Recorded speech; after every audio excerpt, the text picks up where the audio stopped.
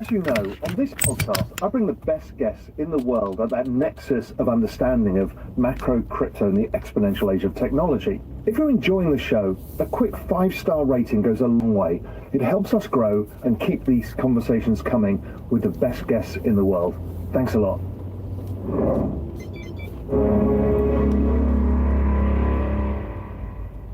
Hello everyone, we're back for Rec Vision. We've got a Blockmates takeover today. We've got those lads back who were with us in December, just before they put out their annual predictions, I think it was, that you were doing, and it's good to have you guys back. We can see how many of those have already not worked out in the first month of the year. Luckily, the market is rallying for once. It does feel as though we're having a bit of a bounce here, despite broadly a softish week across macro as well. Great to have you back, guys. How are you feeling about everything at the moment? Yeah, thanks for having us. Me personally, I'm definitely calling the bottom on negative sentiment. So yeah, I'm optimaxing going into 2026 and beyond.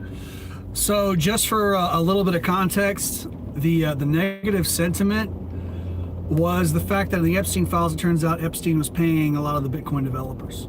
And so he was kind of sort of guiding the development of Bitcoin Core.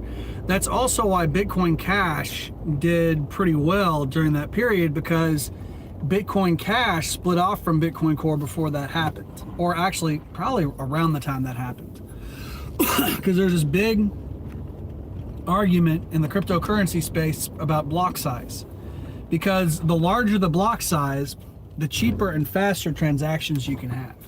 But if you have really big block sizes, the problem with that is that it takes up a lot more hard drive space. So it gets harder for people to run nodes on their regular PCs when it's taking up additional terabytes of data just to store the node. So either you have a slower network that has more expensive transactions, or you have a faster network with cheaper transactions, but it's less decentralized. And so the whole split was over that, because Roger Ver, he believed that Bitcoin was supposed to be a form of cash, which means you need fast and cheap transactions. And the Bitcoin Core development team, or Bitcoin as it's known, just Bitcoin, that development team decided to go in a different direction, to where Bitcoin would no longer be cash, it would be a store of value. And Epstein specifically referenced that he was on board with making Bitcoin into a store of value rather than as a form of cash. And so now there's a lot of negative sentiment about that. Now the code is in the public, not in the public domain, it's open source. So because it's open source, anyone can audit it. But I spoke to a coder friend of mine who said that if someone really knows what they're doing, they can make it really difficult to find backdoors. So that was another part of the negative sentiment, is this idea that there's this potential for backdoors in Bitcoin because of Epstein's involvement. And Epstein, of course, is involved in Mossad, for sure, and probably a bunch of other intelligence agencies. Now, what I would say to that is, even if that's the case, look, if you are a dissident, I wouldn't necessarily want to use Bitcoin. I would want to use Bitcoin Cash, Monero, what have you. Not just for that reason, but also because Bitcoin isn't particularly private when it comes to cryptocurrencies. Monero is much more private. Even Litecoin is more private, because Litecoin uses, because you can turn on Mimblewimble with Litecoin, which disguises your transactions.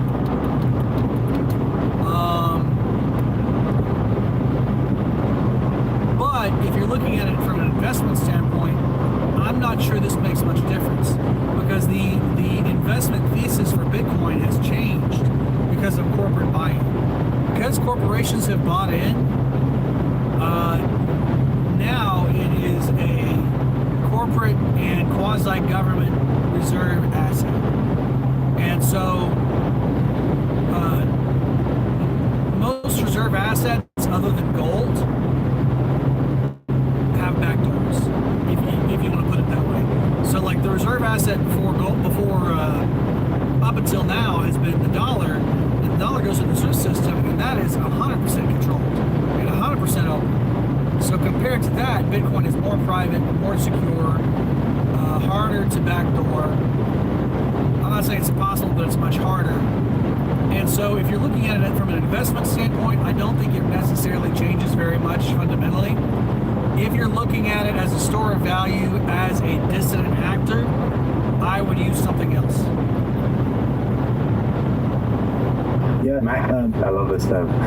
yeah. We did a couple of shows in the last 2 weeks where we realised we were like someone accused us of being too depressing, and I was like, right, we probably need to change the narrative a little bit here then, because we are market and industry participants. So if even we think that everything is bleak, then we probably change the tide. So yeah, we're optimaxing, as Grant said.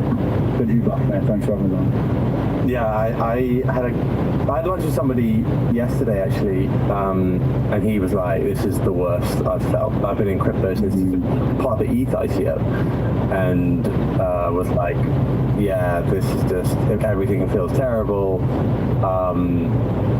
But mainly just because it felt as though TradFi was like taking over slightly, and his take was, Hey, what's up, guys? So I was trying to like look at the replay on the last couple of them, and I couldn't see like the replay. I don't know if it was because it wasn't like fully uploaded or whatever. I'm not really sure. It's kind of hard for me to see the chat because I'm looking at my phone. If I can read it, I'll try to respond to it. But you know, if I don't read it, try not to take it personally. It's just because, you know, I'm driving and I'm looking at my little phone screen. That's it. But how y'all doing? we've become like super corporate.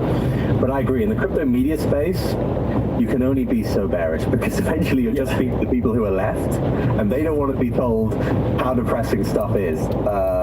Anyway, I have been part of the more depressed crowd, I would say, but today I did buy a decent amount of coins. I bought some Solana in the last hour. I've been buying Monero. I bought Now again, Monero and Bitcoin Cash, I think, are going to do extraordinarily well this time around. Bitcoin Cash, again, because it split off from, you know, the Epstein version of Bitcoin, and then Monero because it is genuinely a privacy coin. It is very difficult to track. I've been buying a lot of Bitcoin Cash. I should probably buy a little bit of Monero. My only thing with Monero is it's difficult to get because most traditional on-ramps will not carry it because governments hate it. So that to me is part of the selling point, is governments hate it because it actually does what it's supposed to do. It keeps your transactions genuinely private. So I don't know, like it could be, I expect it could do well in the long term. My only caveat being, when it comes to like retail, trying to get into it, it's going to be a few extra steps when you get into Monero. a little bit of ETH. I'm buying today because first time in a while. Also XRP. Now this thing with silver is blowing up the economic system right now. In my view, the most revolutionary act that you can take as an individual today is to go out and buy physical silver. Go out, buy physical silver, ounces, coins, stuff like that. Reason being is because the silver derivative is trading, last I checked, at 377 to 1. So that means for every ounce of silver, there's 377 notional ounces. So if you remove silver from the system, that crashes the system. So if you're trying to if you're trying to do a revolutionary act as an individual, taking physical silver out of the market is a revolutionary act. That will crash the system if it's done en masse. That being said, assuming the banking system survives that, which it might not, that's an open question in my mind. If it survives that, the one crypto that's going to do the best, in my view, is, as far as the big ones, is XRP. More so than Bitcoin Cash, more so than Monero. XRP is going to, in my view, is going to do extraordinarily well because it has been adopted by the banks. Like, not all the banks, but enough of the banks that it's a sleeping giant. I've been buying more XRP than anything else. And if the banking system crashes, hey, look, that's why I have physical silver. Where macro doesn't look that good to me. In fact, we've had a bit of a dip in tech stocks. We've had a bit of a wobble across the board on like different sectors. I don't know if you've been watching the stock market, but different subsectors have been cratering this week. We had real estate, we had various different logistics services, media, all falling because they think AI is about to take our jobs. And it suddenly felt like crypto was bouncing actually in that world. We had gold fall, silver fall, stocks fall. Bitcoin went from 65K to 69. Gold and silver fell because they are being manipulated by the banksters. Any kind of crash in the precious metals at this stage, in my view, is a buying opportunity. I've been stacking hand over fist because that's where revolution right now is taking place. So any crash, I look at that as an opportunity to buy. Now, I'm not buying at this very instant because I think that Shanghai is really what's driving it, because basically Shanghai is buying silver specifically at a higher price than the COMEX, the LBMA, and the CME. And so there's an arbitrage taking place, and that's forcing silver up higher. But Shanghai is going to be closed until the 24th because of Chinese New Year. So for that reason, I am not buying right now, but I'm going to put in a large order somewhere on the 20th, 21st, 22nd, somewhere in there, when I'm confident that it's near a bottom. Up until then, I expect silver to either move sideways to down. Yeah. But if you don't have any, like, I would get some, just personally. If I look, I'm not a financial advisor, it's not financial advice. If I had no physical silver, what I would do personally is go out and buy some physical silver here. But that being said, since I already have quite a bit, I'm waiting to see how low it goes before I buy it. Because it's going to keep it, the odds of it going lower while Shanghai is closed are higher. But yes, as I said, this is where the real war is taking place. So crypto right now, look, I expect crypto to do well. But crypto basically has the blessing of the multinational corporations, if not the governments. And so that's not where the real action is taking place. The real action right now is taking place in gold, and specifically silver. And I was like, I like that. I really like that, because it suddenly feels like maybe everyone feels like crypto could be the world of these agents that is freaking out the rest of the markets, and we could have a bit of a bounce. I'm not calling the bottom, but... Now here's another thing. The system knows that it's failing.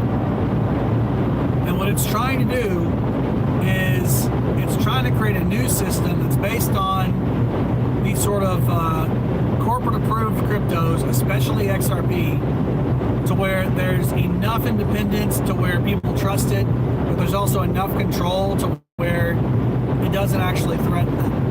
And so that's where they're trying to sort of move everything to. Now, especially once it gets to AI, the current system is far too slow to accommodate AI. And so they're going to have basically stable coins on XRP specifically, and it's not going to be Bitcoin or Ethereum, because Bitcoin and Ethereum are both far too expensive now and far too slow. Now, Bitcoin has the Lightning Network, but the problem with that is that you still don't get finality until those Lightning transactions are recorded onto a block, a real block. Because the way that works is basically it's a peer-to-peer network on top of Bitcoin that is far less secure. And so the odds of things going wrong with Lightning are higher. I don't want to say they're like super high, but they're higher. And it's still not, like, for example, you can't have credit card like transactions on the Lightning network. For that, you do need something like XRP. And so, yes, XRP is where they're moving it to. Bitcoin is going to be seen as like, a bearer's bond or gold, essentially. It's going to be digital gold. But that's where they're trying to move us to. And they're going to integrate that into AI so that AI can be part of the economy in a very seamless way. And you won't even be able to tell because it'll be basically stable coins. So your bank will still show like your dollar balance or whatever, but it's not moving like traditional dollars. It's moving stable coin dollars on the XRP blockchain or the Stellar blockchain, most likely. I'm calling a bounce here. I think we can. What do you make of all this huge SaaS sell-off? So like on one hand, I see like even internally we've kind of got rid of our CRM, we've got rid of our project management tool. Mike, our COO, he basically built everything from scratch, like bespokely for what we actually need. So you're starting to see Duolingo heavy sell-off. So all these apps that were once purpose-built and had a moat, we've code at the minute. We've really built them bespokely for what they need without the additional bloat. And I feel like you're seeing that. But is it overblown? Is this just like a flash in the pan where, I don't know, 6 months down the line, you start getting a load of bugs and it's like security assumptions that have just been like eradicated and get into a situation where it's just like everyone just goes back to Salesforce or everyone goes back to ClickUp or everyone goes back to HubSpot, So I don't really know, but we're having quite a lot of joy internally by just building bespoke stuff, what we actually need. I will tell you right now that AI is not there yet at all. But it is being used already by corporations as an excuse to try to downsize. So they're trying to get rid of people. They're trying to cut as much as they can, and they're trying to implement AI. I think it's ultimately going to blow up in their face because AI just is not ready for prime time. Now, eventually it probably will be, and that is going to be catastrophic for everyone who's working a white-collar job, because they'll still need white-collar people, but they'll need a fraction of a fraction. Well, I don't know about a fraction of a fraction. They'll need far fewer white-collar workers. And so a lot of people who are in white-collar industries, even like marketing, even creative fields, well, especially creative fields. Creative fields are the first to go because, that's what AI is really good at is, creating images and, stuff like that. The real problem with AI is that it hallucinates. And so, getting it to be reliably accurate, that's really the challenge. But, if you're even in law, if you're a junior lawyer, they're not going to need as they'll have AI go over these contracts, and then they'll have a mid-level or a senior lawyer QC them. So if you're just entering the law field, that's bad news. Stuff like that. So is it overblown? Short-term, yes. Long-term, no. That's what I would say. Additional bells and whistles, that's what you're paying for, Or rather, I should say short-term, yes, because corporations are using it as an excuse to downsize. Mid-term, no. Long-term, yes. Obviously, I'm part of companies too, and we have seen the same thing. So we built our own affiliate system internally using this, or we were using outside software before. We had a company that used to do wallet tracking for us across various different things for ads and for just analysis, and we built that ourselves. Now we know that we could do a lot of the customer service SaaS tools we could now do in-house pretty quickly. So there is that where suddenly SaaS I think has a real, you can think, right, that some of these businesses are going to lose revenue or at least have to drop their costs quite heavily here because you can build other projects quite quickly. At the same time, we have used, and I think for enterprise there's some things there. I have seen a little bit of like everyone needs to get a MacBook Mini and Claude Bot, and is this really going to work out? Like, I don't know if you followed Alex Finn, NFT Pod, and he's now pivoted into this world, and maybe that kind of says a lot, but he was on a podcast yesterday, and he was talking about, you know, how he has like the perfect setup. He spent 20 grand doing it, and it had led to, and so then the question was asked, like, how much did you make from it? And he was like, oh, I've managed to add 10 grand of AR to my business. And I was like, it feels a little bit like that. Like everyone's really, you know, like a football game where someone turns up with all the gear and you're like, Yeah, all the gear, no idea. In the end, this is actually going to be a great benefit, at least in the short to midterm, for blue-collar workers. So this actually presents opportunities for anyone who's a Marxist-Leninist. Reason being, some of the few people who are going to be left that have like decent jobs, who have like actual economic leverage, are people who work with their hands doing high-skilled labor. You're talking plumbers, electricians, HVACs, welders. Well, welders less so. Like I think probably robots can do a lot of the welding that needs to take place. We'll see. But even then, like rolling that out is not going to be so easy. Construction, you know, like a lot of these blue collar jobs are going to remain in high demand, and these blue collar workers are going to have a lot of economic leverage. So that does present a great opportunity. And if you don't know a blue collar skill at this point, I would say you need to get a blue collar skill, and probably not trucking, because trucking is going to go, unfortunately. Now, to some extent, I don't think it's going to go right away. I don't think that they're going to roll that out right away, because there's so much risk involved in that what they're going to do is they're going to have like self-driving cars with the driver behind a wheel, and then like slowly they'll disappear the driver. So that'll probably take some time. So even then, like, you're better off than like being in law or any kind of creative field. Unless, here's my caveat to that. If you're in a creative field and you are very good with AI and you're extremely productive and creative, then you can, and you're a self-starter and you're kind of like an entrepreneurial, then you can probably do extremely well. But like if you're in like just a regular marketing person or something like that, yeah, good luck. Yeah. And it's not like he's bad. He's just not up to all like the payout for all the gear at the stage. And I feel like we're kind of at that stage where like maybe in a year, you know, this will all be worth it. But right now, I've tried to use it for a few things, and it's been okay for like, it helps me with my newsletter somewhat. But I don't know if even then it's a little bit patchy. Like it still needs a human coming in to like make sure that it's not. It just like speeds it up slightly rather than is a product. But you can see the direction of travel. You can definitely see the direction of travel here. I think I thought this the other week, so whatever it was, probably 2 or 3 weeks ago, it was like a Saturday, and it was when the whole Claude Bot pre-Moltbot rebrand was kicking off. And I remember like just out on a walk with a coffee and reading all the shit that was popping off about all these agents like making their own Reddit and how it was going to be, they were building their own internet and like fuck the humans and all this kind of stuff. And now everyone was like losing their mind and going, oh, this is really it, this is the end.